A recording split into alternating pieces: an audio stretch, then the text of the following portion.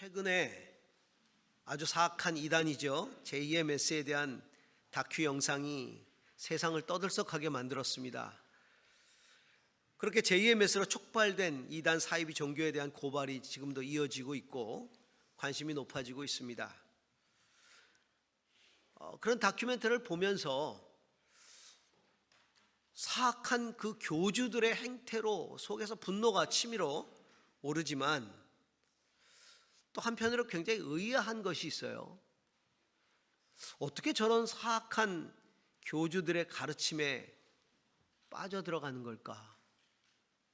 어떻게 맹종하게 되는 걸까? 굉장히 의아합니다. 우리 과거에도 이단적인 가르침에 빠져서 신봉했던 학자들이라든가 정치가들이라든가 연예인들에 대한 소식들을 듣고 굉장히 우리가 당황스러웠던 적들이 있었죠.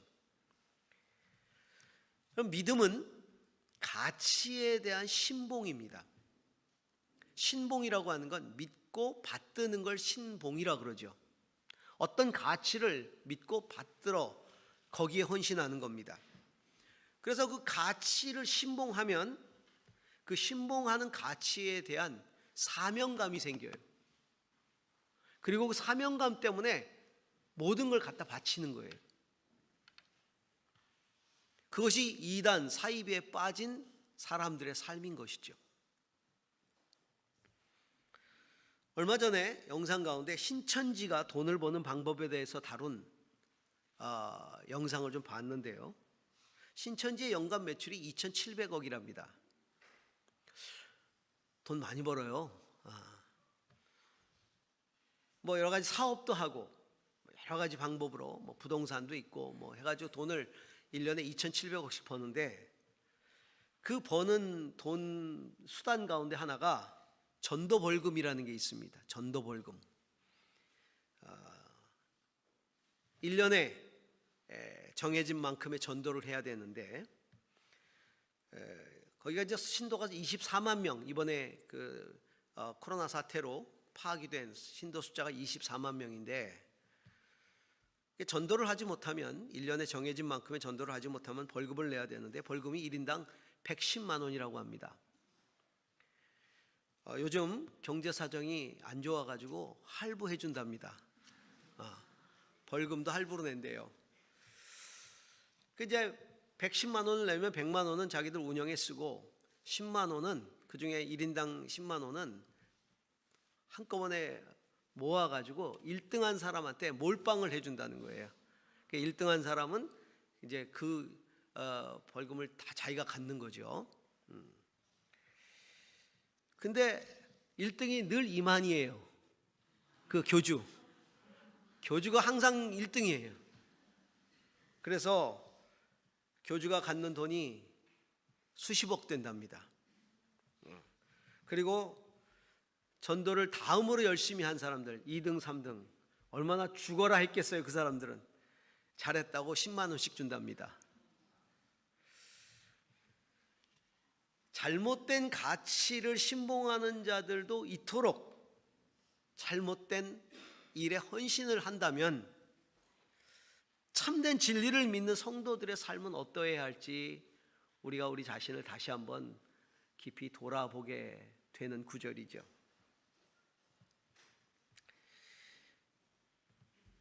이단 사이비 종파들은 자기 왕국을 건설하는 데 목적이 있습니다. 근데 참된 진리는 하나님 나라를 이루는 데 목적을 두고 있습니다. 그렇기 때문에 우리가 정말 복음의 진리를, 예수 그리스도의 참된 진리를 신봉하는 참된 믿음을 가지고 있다면 나를 부르셔서 참된 하나님의 나라를 이루어 가시는 주님의 소명에 헌신해야 합니다. 오늘 우리는 이렇게 거룩한 소명에 헌신하는 믿음에 대해서 묵상해 보고자 합니다.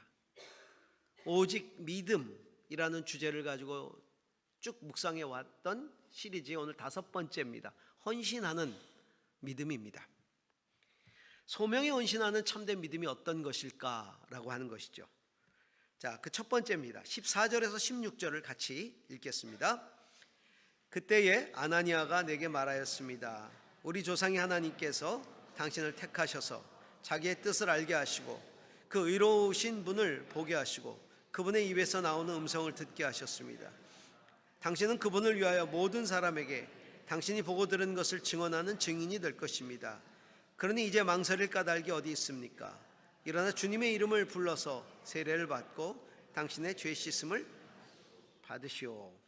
소명에 헌신하는 참된 믿음은 은혜로 나를 택하신 주님을 만나는 데서 시작된다는 겁니다. 소명은 하나님의 부르심을 소명이라고 하죠. 그렇기 때문에 그 소명을 받으려면 하나님의 부르심과 마주쳐야 됩니다. 나를 부르시는 하나님과의 만남이 있어야 됩니다. 우리는 그것을 은혜의 부르심이라고 하죠. 왜냐하면 우리는 우리 힘으로 우리 지식으로 절대로 하나님을 만날 수도 없고 알 수도 없고 깨달을 수도 없기 때문에 하나님이 나를 찾아와 주셔야, 알게 해 주셔야, 들려 주셔야, 보여 주셔야, 그래야 하나님을 만날 수 있지 않습니까? 그래서 은혜의 부르심이라고 부르는 겁니다. 오늘 본문은 바울이 예루살렘 군중들 앞에서 자기를 변호하면서 주님을 만나서 내가 어떻게 전도자가 되었는지를 간증하는 내용입니다. 바울 자신이 그리스도의 복음을 전할 수밖에 없었던 그 경험을 이야기할 때 그는 예수님과의 만남을 간증하고 있습니다. 예수의 도를 따르는 자들을 싫어했고 증오했고 잡아 죽이기까지 했고 그 일을 하려고 다마스커스, 다메섹으로 가던 길에 큰 빛으로 임하신 주님을 만나서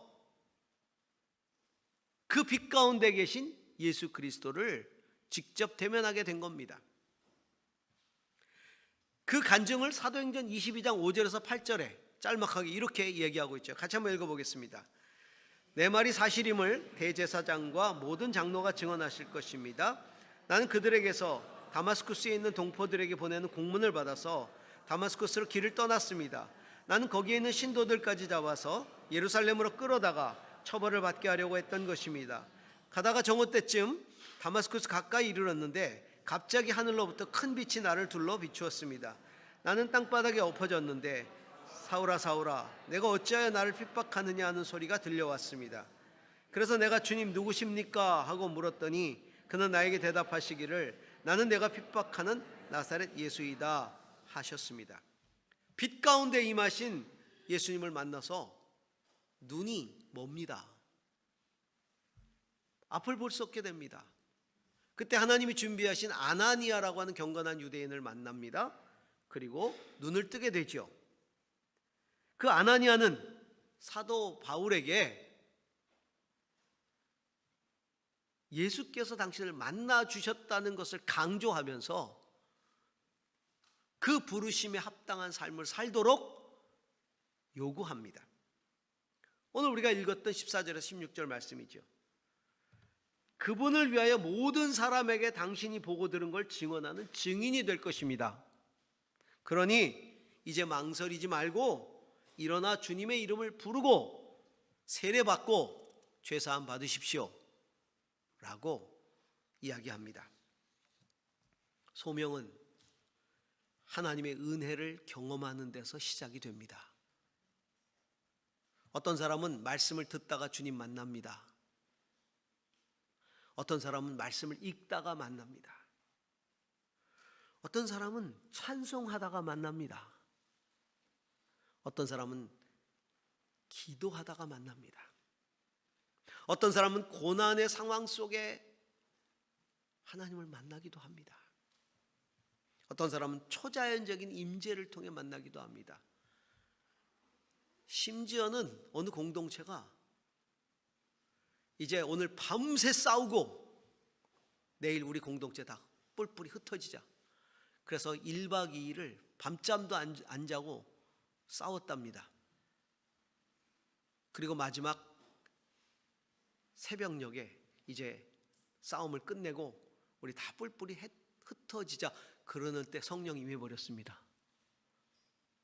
그러는 그 공동체가 다 뒤집어지고 며칠을 성령에 사로잡혀 기도하다가 그 공동체가 다시 살아납니다. 늘 우리에게 오셔서 간증해 주시고 말씀 전해 주시는 강동직 목사님, 그 공동체가 그렇게 주님을 만난 공동체입니다. 참 희한하게도 임하셔요. 그렇게 우리는 각자 과정은 다르지만 공통점이 있습니다. 만남의 공통점이 뭐냐? 은혜 받는다는 겁니다. 감당할 수 없는 은혜를 경험합니다. 깊이 깨닫게 됩니다. 아무 자격도 없고 죄악 투성이인 나를 그 주님이 찾아오신 거예요. 나를 위해서 십자가에 죽으시고 그리고 부활하신 그 주님이 나를 찾아오신 거예요. 그 은혜를 깨닫게 되는 거죠. 그 은혜로운 만남이 헌신, 특별히 소명에 헌신하는 시작이 되는 겁니다. 제가 지지난주 수요 예배 때 제주도 초기 복음 전도 과정을 말씀드렸던 적이 있습니다. 오늘 다시 한번 정리해서 좀 이야기를 해드리고 싶습니다. 우리가 잘 아는 대로 1908년 1월 달에 조선 예수교 장로의 첫 7분의 한국인 조선인 목사가 탄생을 하죠. 그 중에 이기풍 목사님이 계셨고, 그때 7분의 목사님 중에 한 분이 제주도로 선교사로 파송이 됩니다. 그래서 1908년 1월 달 이기풍 선교사가 제주 땅을 밟습니다. 그런데 이기풍 선교사가 제주 땅을 밟기 전에 이미 제주 안에 믿음의 공동체가 있었어요. 아니, 선교사도 없는데 어떻게 믿음의 공동체가 생길까? 그때 김재원이라는 분이 계셨어요. 이분이 나중에 1917년에 성례교회 장로가 됩니다. 첫 번째 장로가 되는데, 이분이 먼저 복음을 믿고 믿음의 공동체를 만들고 제주에서 전도를 시작하고 있었어요. 원래 이분은 중병을 앓았습니다. 그래서 거의 죽게 됐어요. 그래서 이 제주도에서는 고칠 수가 없게 되니까 그 당시에 제중원, 광해원, 세브란스의 전신이죠. 글로 보냅니다. 그래서 갔는데 거기서 에비슨 선교사를 만나요. 에비슨 선교사가 그 상태를 살펴보니까 너무 심각한 거예요. 고칠 수가 없는 정도가 된 거예요. 그때 조건을 하나 내겁니다. 당신이 예수 그리스도를 믿고 세례를 받으면 치유를 시작할 텐데 의학적으로는 쉽지 않습니다. 그러나 하나님께서 은혜를 베풀어 주시기를 바랍니다. 그래서 이 김재원 씨가 예수님을 받아들여요. 그리고는 치료를 시작했는데 기적적으로 치료가 됩니다. 그리고는 그 은혜를 가지고 그 감격으로 제주에 온 거예요. 그래서 복음을 전한 거예요. 그런데 공동체가 생기고 세례를 줘야 되고 또 전도를 해야 되는데 본인이 성도로서 가지고 있는 그 어떤 한계가 있어서 자기를 고쳐주었던 에비슨 선교사한테 편지를 보냅니다. 목사님을 보내달라고. 그래서 에비슨 선교사가 마페 선교사님한테 편지를 보내요. 마페 선교사가 그때 마침 총회가 열려서 그 총회 기간에 안수를 받은 그 7명 중에 한 명을 선교사로 요청합니다. 그래서 그 중에 한 분을 제주도 해외 선교지로 보낸 거예요. 그래서 이기풍 선교사가 오게 된 거죠. 이기풍 선교사는 어떻습니까? 이기풍 선교사는 1865년 평양 태생이에요. 당시 포졸이었습니다. 그리고 성격이 굉장히 난폭했다고 해요. 그런데 한학에, 유교에 굉장히 조예가 좀 있었답니다. 그 당시에 평양에서 유교를 다시 복고시키는 운동이 일어났는데, 그러다 보니 서양 종교, 서양 사람들에 대한 반감이 확 일어난 거죠. 그때 그곳에서 전도를 하던 분이 마페 선교사였어요. 그래서 선교를 계속 전도를 방해하고 그러다 급기야는 나중에 돌을 들어서 던져가지고 마페 선교사 턱이 깨졌어요. 그러던 중에 청일전쟁이 일어나고 그분이 회의를 느끼면서 수알렌 선교사를 만납니다. 그리고 전도를 받게 되고 마음이 움직이고 그러던 제 꿈에서 예수님을 봅니다. 그리고 평양으로 돌아와서 마페 선교사를 찾아가요. 자기가 턱을 깨뜨린. 그리고 그 마페 선교사님 앞에 무릎 꿇고 회개하고 그리고 그가 예수 믿기로 작정을 하게 됩니다. 자, 소명의 시작. 제주를 향한 거룩한 소명의 시작. 김재원 우리 장로도 그렇고 이기풍 목사님도 그렇고 그 시작이 뭡니까? 만남이에요. 주님과의 만남. 사랑하는 성도 여러분, 우리 예수님을 깊이 만나시기를 축원합니다. 말씀을 통해 만나고 찬양하다 만나고 기도하다 만나고 설교 듣다 만나고 사역하다 만나고 내 삶의 자리에서 예수님과 인격적으로 만나는 그 만남 가운데 주님의 부르심을 확인하는 그런 은혜가 있기를 다시 한번 축복합니다. 자, 두 번째입니다. 소명에 헌신하는 참 믿음은 나를 향한 주님의 부르심이 뭔지를 깨닫는 겁니다. 자, 21절 같이 읽습니다. 그때 주님께서 말씀하시기를 가라, 내가 너를 멀리 이방 사람들에게로 보내겠다 하셨습니다. 사울은 주님이, 내가 만난 예수님이 자기를 이방인에게 보내겠다고 말씀하셨음을 증언하고 있습니다. 너를 멀리 이방 사람들에게 보내겠다 하셨습니다.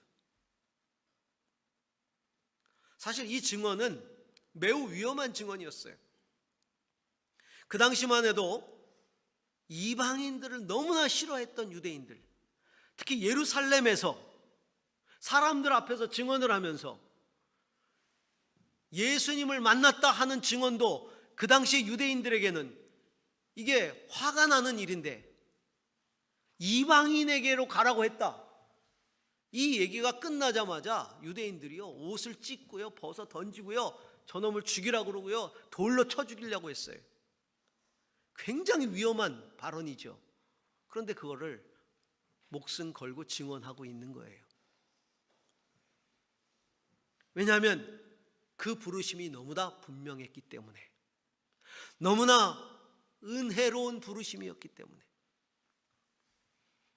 그는 에베소 교회 편지를 보내면서 자기의 기도 내용들을 편지 안에 담았는데 그 기도 가운데 하나가 이거예요. 여러분의 마음 눈을 밝혀주셔서 하나님의 부르심에 속한 소망이 무엇인지 알게 해 주시기를 원하노라. 마음의 눈을 밝혀주시기 원한다는 거예요. 저는 여러분이 마음의 눈을 뜨길 원합니다. 이렇게 기도하고 있는 거예요. 마음의 눈을 뜨세요. 마음의 눈을 떠서 하나님의 부르심에 속한 소망을 발견하세요. 우리 소망의 대부분, 특히 예수 믿기 전에 믿고 난 뒤에 바뀌었는지 어쨌는지는 모르겠지만 우리 소망의 대부분들은 육적인 눈으로 바라보는 소망들 아니겠어요? 내 눈으로 보기에 좋은 것들을 향한 소망들, 남들이 많이 하는 일들에 대한 소망. 요즘은 무엇이 핫하다더라, 어떤 일들을 많이 한다더라. 요즘 청소년 아이들의 대부분의 꿈이 뭐예요? 연예인 되는 거. 아이들이 화려해 보이잖아요. 돈 많이 버는 일들, 뭘 하면 돈을 많이 벌 수 있다더라. 내 육신을 즐겁게 하는 것들, 내게 안락을 주는 것들, 화려해 보이는 것들, 이런 것들에 우리가 소망을 두고 살지 않습니까? 근데 바울 사도가 마음 눈을 떠야 한다. 육의 눈을 뜨지 말고 그것만 가지고 바라보지 말고 마음의 눈을 떠서 하나님의 부르심에 속한 소망, 하나님이 원하시는 소망이죠. 하나님의 뜻에 대한 소망, 그 소망을 알아야 한다고 기도하고 있는 거예요.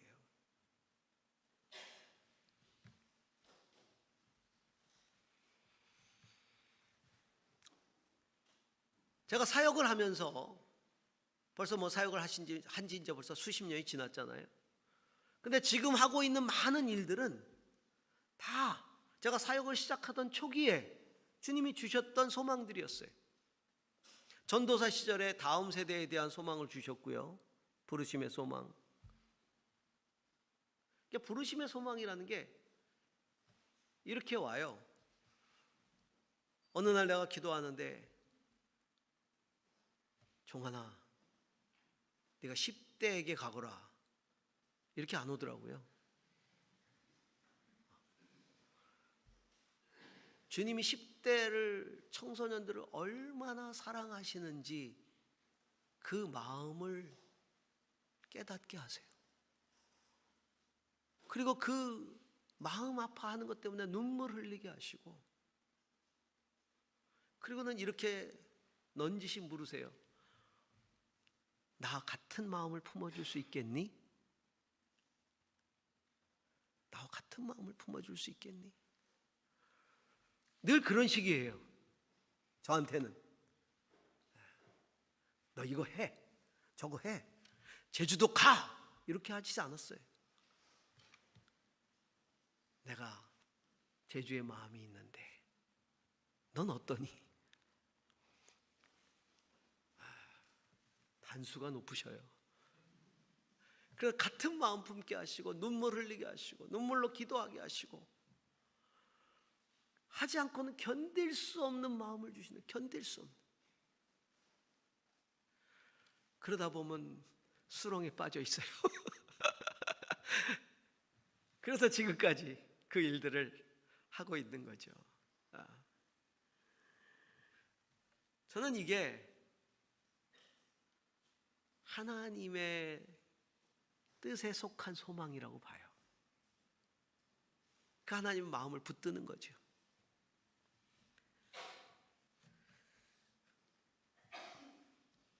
사랑하는 성도 여러분, 전 저와 여러분이 다 마음 눈을 떴으면 합니다. 그리고 하나님의 부르심에 속한 그 소망을 가지세요.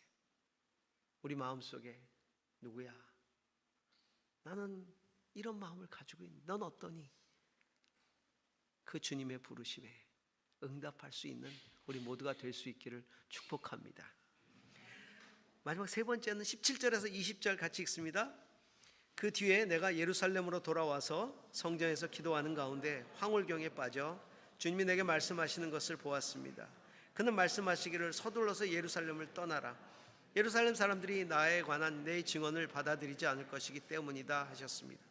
그래서 내가 말하였습니다. 주님, 내가 주님을 믿는 사람들을 가는 곳마다 회당에서 잡아가두고 때리고 하던 사실을 사람들이 잘 알고 있습니다. 그리고 주님의 증언자인 스데반이 피를 흘리고 죽임을 당할 때에 나도 곁에 서서 그 일을 찬동하면서 그를 죽이는 사람들의 옷을 지키고 있었습니다. 이 소명에 헌신하는 참된 믿음이라는 건 그 부르심에 즉시 순종하는 거예요. 즉시 순종하는 거예요.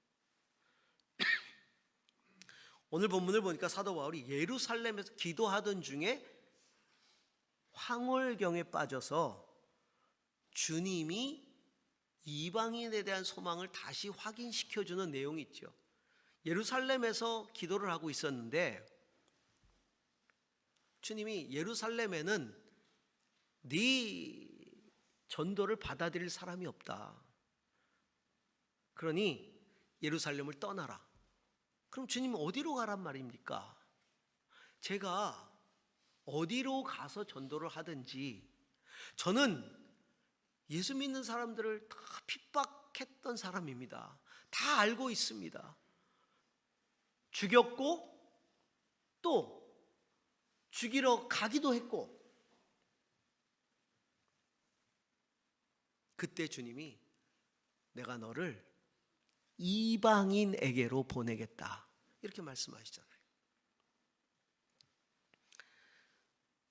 오늘 성경은 그가 예수를 믿고 나서 즉각적으로 어떤 행보를 취했는지 자세히 안 나오지만 갈라디아서에 그가 예수 믿고 바로 취했던 행보가 기록되어 있습니다. 자, 갈라디아서 1장 15절에서 18절을 보시기 바랍니다. 함께 봅니다.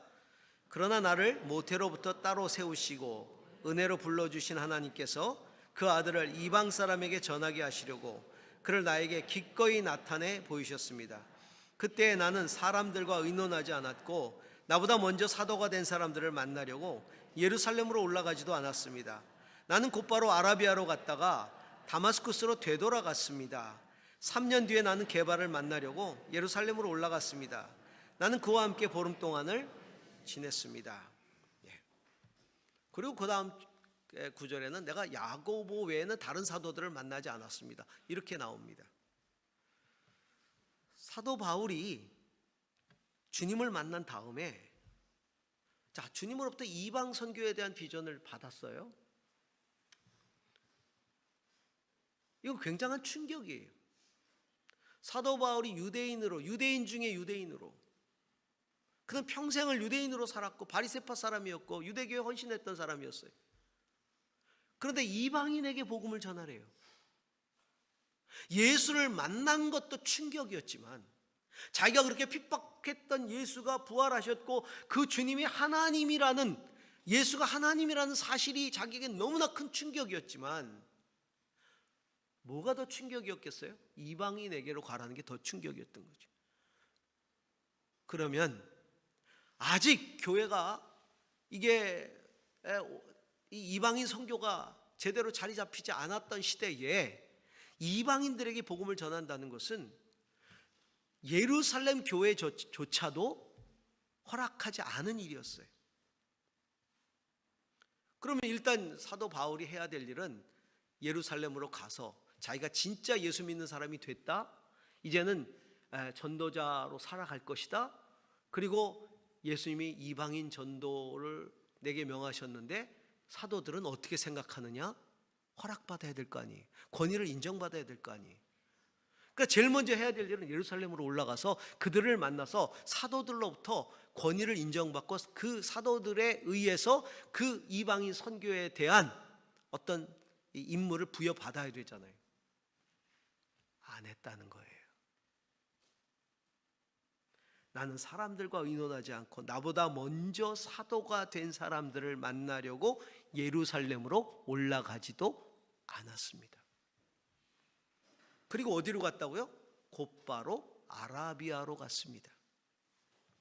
그리고는 아라비아 갔다가 다메섹으로 돌아왔습니다. 아니, 왜 아라비아를 갔을까요? 그래서 많은 사람들이, 그리고 이제 3년 후에 게바를 만나려고 3년이 지나서야 예루살렘으로 올라갔다.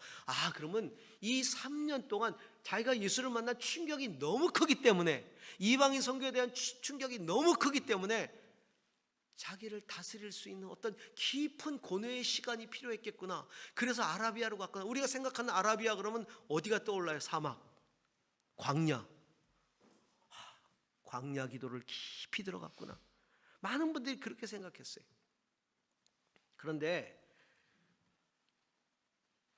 이 세번역 성경 이 구절의 밑에 각주를 보면 뭐라고 써 있냐면, 이 아라비아는 다마스쿠스 동남쪽에 있는 나바테아 왕국을 가리킴이라고 각주가 달려 있어요.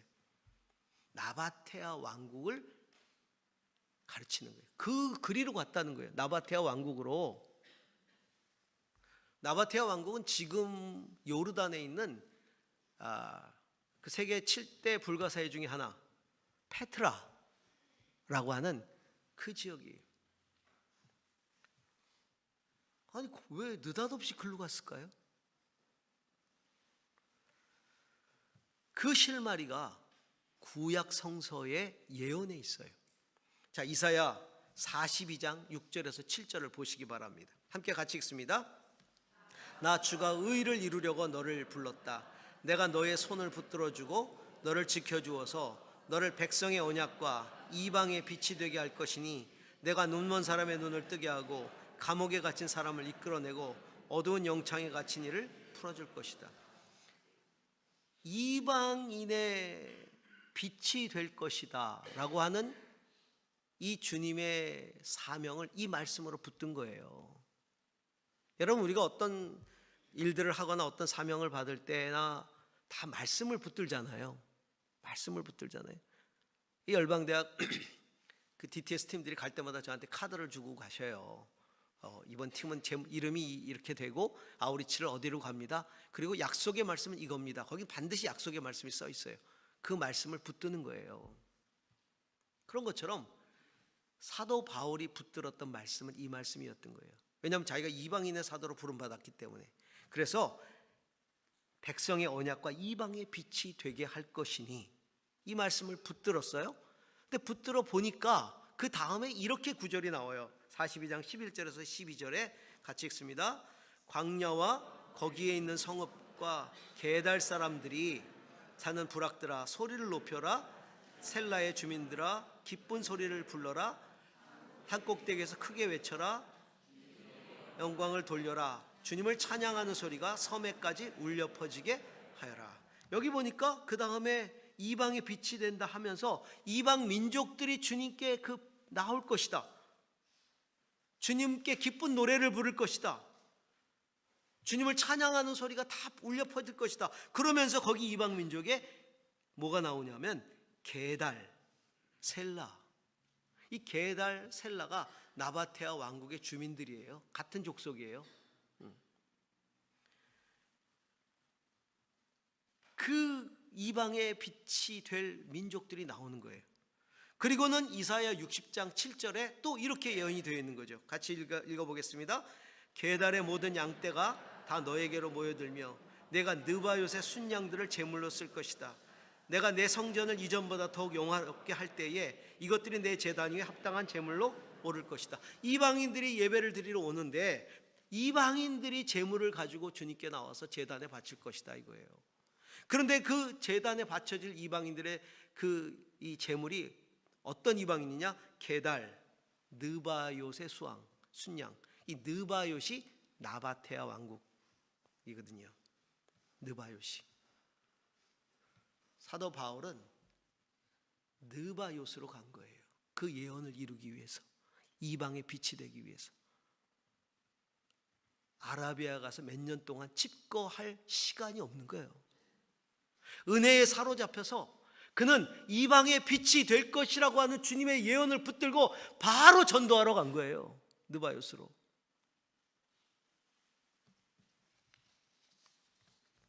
예언을 성취해야 되는 소명, 그 소명에 즉시 헌신한 것이죠.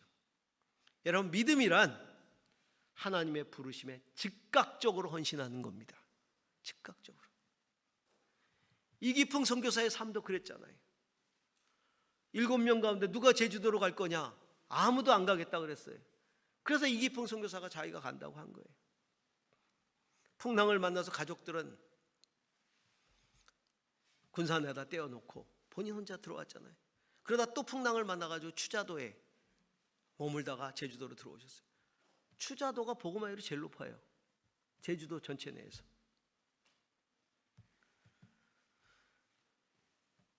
여기서 사역을 몇 년 동안 하시면서 교회를 많이 세우시고 세례주고 그러다 다시 떠나셨죠.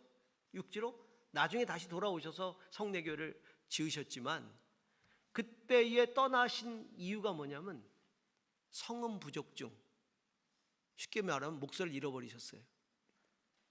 왜 목소리를 잃어버렸냐면 전도를 너무 많이 해가지고, 너무 많이 전도를 해가지고, 그래서 그 성례교회 주변의 그 길들을 그 당시에 복음의 길이라고 불렀고 관청에서 그것을 복음로라고 이름을 줬다 그래요. 복음로. 지금은 이제 도로명이 새로 바뀌면서 그 복음로라는 이름이 없어졌지만 복음로.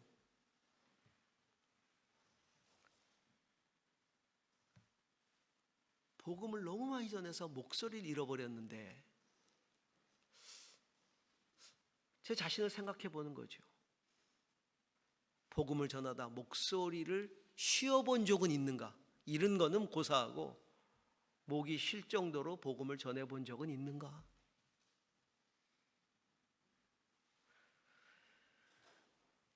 해안길을 따라서 복음을 정말 열심히 전하셨고 그 해안길을 따라 복음을 전하다 의식을 잃어버릴 정도가 되잖아요. 해녀가 건져가지고 살려내잖아요. 그 해녀가 예수를 믿게 되지 않습니까? 그분은 대한예수교장로회 제10대 총회장을 지내세요. 그리고 그의 임무를 마친 다음에 어디로 가냐면 여수 남쪽에 있는 섬 금오도라는 섬 우학리라고 하는 곳에 가셔서 그곳에서 복음을 전합니다. 돛배를 타고 돌산, 안도, 연도 돌면서 순회 선교를 해요. 그래서 그분이 뿌린 씨앗이 지금도 여수 남부의 24개 마을 23개 예배당으로 남아있다는 거죠. 제주뿐 아니라 여수에서도.